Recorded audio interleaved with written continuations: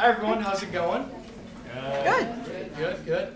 So I kind of wanted to start, so my TED Talk was really question oriented, and it was really introspective and kind of made me think about my future and my plans, my values, my character and stuff like that. So I just have a question for you, like, how many of you guys have been scared of the future, scared of success, or what life has to bring?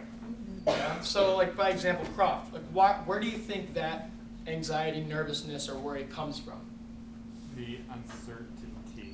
It's scary, isn't it? It Not is. knowing what you're going to do in the future. Terrifying. And also having a lot of pressure on you to be successful. So I had the pleasure of doing my information interview with one of my mentors. Actually, is one of my best friend's fathers, this guy right here, Jim Bellinson. He works at Riverstone Communities. He's on the exec board and actually helped build up that company from the ground up. And so I kind of drove this informational interview and talk around the idea that, are you personally in the way of your own success, or are you believing there's external factors that are holding you back from being the best version of who you can be? So this guy put it into perspective for me. Riverstone they own and operate over 55 mobile home parks across the United States. They're expanding at a very high rate.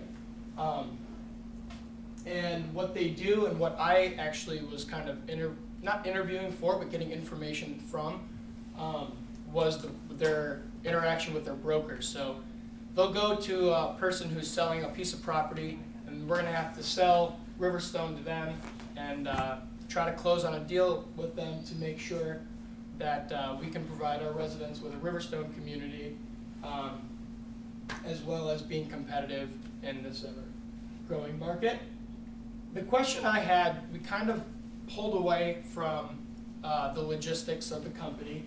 And it's a company that he is extremely proud of, which I haven't seen. I did past work in sales, and I found that a lot of times I kind of had the feeling that I was sort of being used. I still got a lot of experience, and I got a lot of quality time out of my time working in sales previously. But what inspired me about this was the idea that they take pride in each and every individual skills and strengths that they bring to that company.